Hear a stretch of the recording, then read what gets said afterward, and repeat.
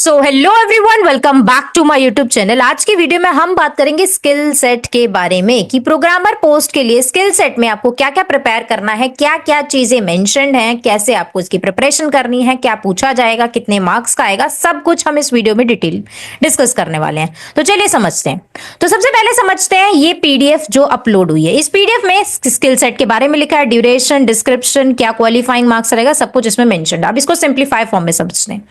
अब simplify format में आपको इन डेप्थ ये पता होना चाहिए सबसे पहले कि ड्यूरेशन क्या रहेगा, आपको टाइम कितना मिलने वाला है। तो आपको टाइम मिलेगा इन टोटल 90 मिनट्स का, मतलब 1 घंटा 30 मिनट का आपको टाइम मिलने वाला है इस पर्टिकुलर टास्क के लिए, जो होने वाला है स्किल सेट। ये होने वाला है कंप्यूटर का स्किल सेट, ठीक है। इसमें कुछ चीजें आपको नोट करने की जरूरत है। सबसे पहली बात, इसका टोटल नंबर ऑफ मार्क्स रहेगा, आपको मिलेंगे 50 मार्क्स, मतलब 50 मार्क्स का टोटल पेपर रहेगा आपका। अब आपका मेन टास्क ये है कि आपको क्या लिखना है, राइट करना है आपको कोड्स को और क्वेरीज को। दो चीजें आपको लिखनी है, कोड और क्वेरीज के बारे में आपसे बात करिए। अब ये लिखनी कहां पर है, कोड और क्वेरी आपको लिखनी है नोट पैड में। मतलब आपको कोई भी आईडीई नहीं दिया जाएगा कि आपको विजुअल स्टूडियो कोड दिया जा रहा है या कोई कंपाइलर दिया जा रहा है जिसमें सिंटेक्स वगैरह आपको मिल रहा है, नहीं। आपको डायरेक्टली रॉ कोड लिखना है नोटपैड में with proper syntax, indentation and everything. तो नोटपैड में ही आपको क्वेरी भी लिखनी है और कोड्स भी लिखने हैं। अब बात करते हैं सेक्शंस की कि कौन कौन से सेक्शंस रहेंगे। तो इसमें आपके पास 2 सेक्शंस आने वाले हैं। 2 सेक्शंस में आपका 50 मार्क्स का क्वेश्चन डिवाइडेड रहेगा। तो सबसे पहला आता है प्रोग्रामिंग का सेक्शन। सो प्रोग्रामिंग के सेक्शन आपका 30 मार्क्स की वेटेज रखता है। तो 30 मार्क्स का टास्क है आपका प्रोग्रामिंग से रिलेटेड। दूसरा है आपका एसक्यूएल की क्वेरी लिखवाएंगे वो आपसे। एसक्यूएल की क्वेरी राइटिंग के लिए आपको मिलेंगे 20 मार्क्स। सो ये हो गया टोटल मिला के 50 मार्क्स। ये आपका प्रॉपर वो रहेगा, फॉर्मेट रहेगा एग्जाम का। अब बात करते हैं सेक्शन बाय सेक्शन आपको क्या क्या चीजें पता होनी चाहिए। सेक्शन बाय सेक्शन की अगर हम बात करें तो सबसे पहले बात करते हैं प्रोग्रामिंग सेक्शन की।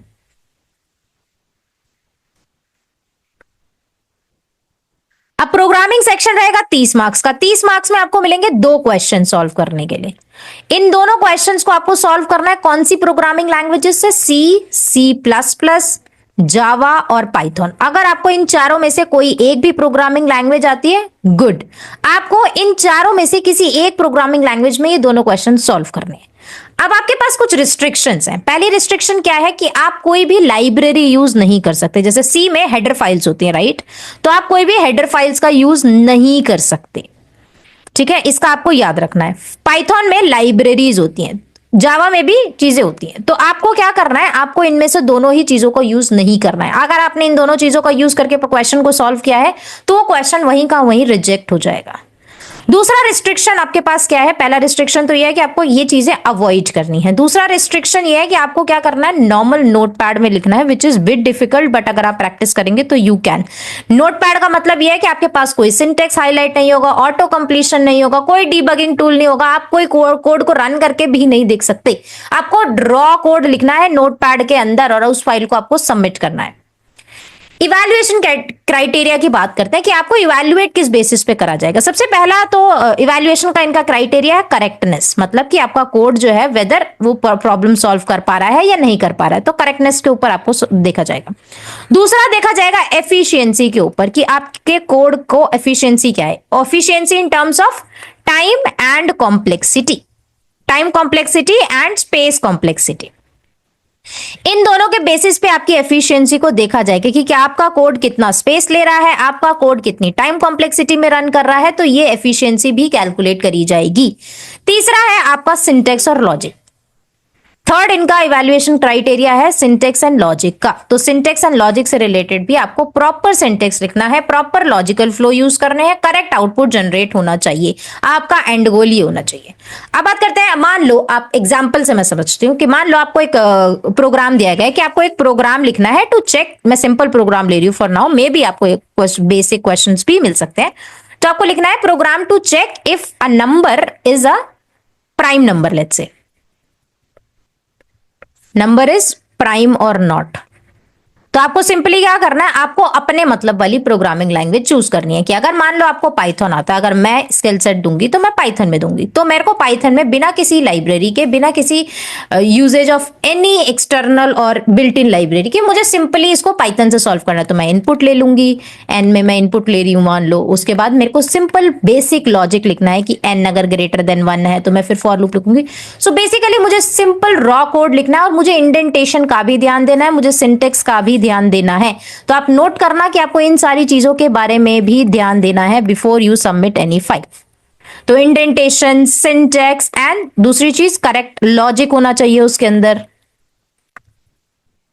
ओके, अब बात करते हैं नेक्स्ट सेक्शन की, जो आपका होने वाला है एसक्यूएल क्वेरी का सेक्शन। अब सेकंड सेक्शन जो है वो है एसक्यूएल क्वेरी का। अब एसक्यूएल क्वेरी का सेक्शन आपको इसमें क्या करना है, अब एसक्यूएल सेक्शन क्या है, 20 मार्क्स का है। अब इस 20 मार्क्स में से आपको 2 क्वेश्चंस मिलेंगे, दोनों वाले हैं 10-10 नंबर के। तो 10-10 नंबर में आपको 2 क्वेश्चंस को सॉल्व करना है। अब आपको अगेन रिस्ट्रिक्शन आपके पास क्या है, आपको क्या लिखना है, नोटपैड में लिखना है। नोटपैड का मतलब क्या हुआ, आपके पास कोई भी एसक्यूएल इंजन नहीं प्रोवाइड किया जाएगा, कोई भी डीबीएमएस प्रोवाइड नहीं किया जाएगा, आपको सिर्फ और सिर्फ एसक्यूएल की क्वेरी लिखनी है। अब आपको क्या करना है, आपको लिखना है, जो क्वेरी लिखनी है वो आपको करेक्ट लिखनी है विदाउट एग्जीक्यूशन एंड टेस्टिंग। पहली रिस्ट्रिक्शन आपको नोटपैड में लिखनी है जिसमें आपको इंजन और डीबीएमएस नहीं मिल रहा है। दूसरी रिस्ट्रिक्शन क्या है कि आपको क्या करना है, आपको विदाउट टेस्टिंग और एग्जीक्यूशन के खुद से ही इवेल्युएट करना है कि अगर आप इसको एग्जीक्यूट करेंगे तो ये क्वेरी रन करनी चाहिए। तो इन दोनों चीजों के बेसिस पे आपका ये स्किल सेट पास हो। इसकी अगेन इवैल्यूएशन क्राइटेरिया को बात कर लेते हैं ताकि आप लोगों को याद रहे। तो सबसे पहला इवैल्यूएशन क्राइटेरिया है एसक्यूएल में कि सिंटैक्स एक्यूरेसी। तो आपका जो सिंटैक्स होना चाहिए वो पहली बात तो वो सबसे पहले करेक्ट होना चाहिए। दूसरा, लॉजिकली भी आपकी क्वेरी रन करनी चाहिए, लॉजिकल एक्यूरेसी भी जरूरी है ताकि एक्सपेक्टेड रिजल्ट आपका उस प्रॉब्लम के लिए आए। तीसरा यह है कि आपकी एफिशिएंसी भी नोट की जाएगी कि कैसे जो क्वेरी आपने लिखी है क्या वो एफिशिएंट है या नहीं है, क्या उसको हम ऑप्टिमाइज्ड क्वेरी के लिए यूज कर सकते हैं कि नहीं।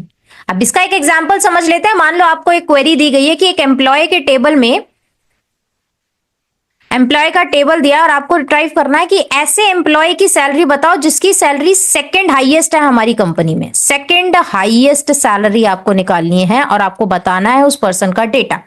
तो आपको क्वेरी लिखनी है। अब मान लो इसमें आपको एक सैंपल टेबल भी दे दिया जाता है कि मान लो ये एक एम्प्लॉय टेबल है जिसमें आपका एक एम्प्लॉय कोड है, ईएमपी कोड है, देन नेम मेंशन्ड है उस टेबल में और सैलरी मेंशन्ड है। तो ऐसा कुछ क्वेश्चन आपको प्रपोज करा जा सकता है 1 2 3। इसके बाद यहाँ पे मान लो XYZ और यहाँ मान लो 50 के है सैलरी, 60 के है। ऑब्वियसली ये नंबर्स में होगा तो I am just giving you one example कि एम्प्लॉय का टेबल है, सेकंड हाईएस्ट सैलरी निकालनी है। तो आपका काम क्या है, आपको परफेक्ट सिंटेक्स के साथ क्वेरी को लिखना है नोटपैड में। आई थिंक एसक्यूएल वाला पार्ट तो काफी लोगों के लिए इजी होगा अगर आपने एसक्यूएल पढ़ रखा है तो बेसिक क्वेश्चंस आपसे पूछे जाएंगे, 2 सेक्शन में रहेगा। इवैल्यूएशन जो फाइनल क्राइटेरिया है, फाइनल क्राइटेरिया आपका ये कह रहा है कि आपको 17 मार्क्स तो लेके ही आने हैं इस पर्टिकुलर टास्क में। अगर आपने 50 में से अगर आपने 17 मार्क्स लिया है तो आप पास हो जाएंगे। तो आपको 50 में से 17 मार्क्स का टारगेट करना है। तो सिंपल है, अगर मान लो आपने 10 नंबर प्रोग्रामिंग में स्कोर कर लिए और 7 नंबर एसक्यूएल में स्कोर कर लिए तो 17 तो आपका ऑन एन एवरेज बन जाएगा। अगर मान लो आप जो है एसक्यूएल में वीक हो, प्रोग्रामिंग में स्ट्रांग हो, तो आप 12 नंबर स्कोर करना प्रोग्रामिंग में और 4 नंबर स्कोर कर लेना 5 नंबर स्कोर कर लेना एसक्यूएल में, तो आपका पास हो जाएगा। बट अगर इन दोनों केसेस में एसक्यूएल में नंबर आपके 4 रह गए तो 16 होता है जिसका आप फेल हो जाएंगे। तो आपको ये चीज याद रखनी है।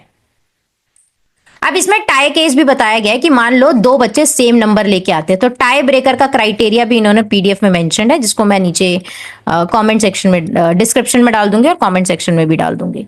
सो make sure you can check that also. पर अभी के लिए आपको दोनों ही चीजों को टेस्ट करना है। आपको इंपॉर्टेंट क्या ध्यान में रखना है कि पहले तो आपकी टाइपिंग स्पीड अच्छी होनी चाहिए और आप एक्यूरेसी पे वर्क करें, आप आउटपुट ओरिएंटेड चीजों को पढ़ें। ये मेरी तरफ से आपके लिए टिप्स है कि आप इन दोनों चीजों पे ध्यान दें। अब आप कुछ दिनों तक कोड लिखो पर विदाउट डीबगिंग टूल, मतलब आप डीबगिंग टूल का यूज ही मत करो, नो डीबगिंग टूल।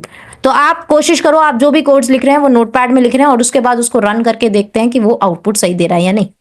इसके लिए आपकी एक ही चीज हेल्प कर सकती है, वो है प्रैक्टिस। तो प्रैक्टिस आपको बहुत ज्यादा करनी है और वो प्रैक्टिस आपको नोटपैड पे करनी है, कोई भी टेस्टिंग एनवायरनमेंट या एग्जीक्यूशन वाले पे नहीं करनी है। प्रिपरेशन की यही टिप्स है आपके पास, कोड को लिखो नोटपैड में and then revise your SQL queries. Time management का सिंपल है, आपके पास 90 मिनट्स रहेंगे, you will have to spend 45 minute and 45 minutes for both time management. इस तरीके से आप बैलेंस अप्रोच कर सकते हो क्योंकि आपके पास डायरेक्ट क्वेश्चन पेपर ऑलरेडी होगा आपके पास। So I hope this video was helpful for you. So मिलते हैं नेक्स्ट वीडियो में नेक्स्ट कॉन्सेप्ट और प्रिपरेशन वीडियो के साथ। Until then bye bye.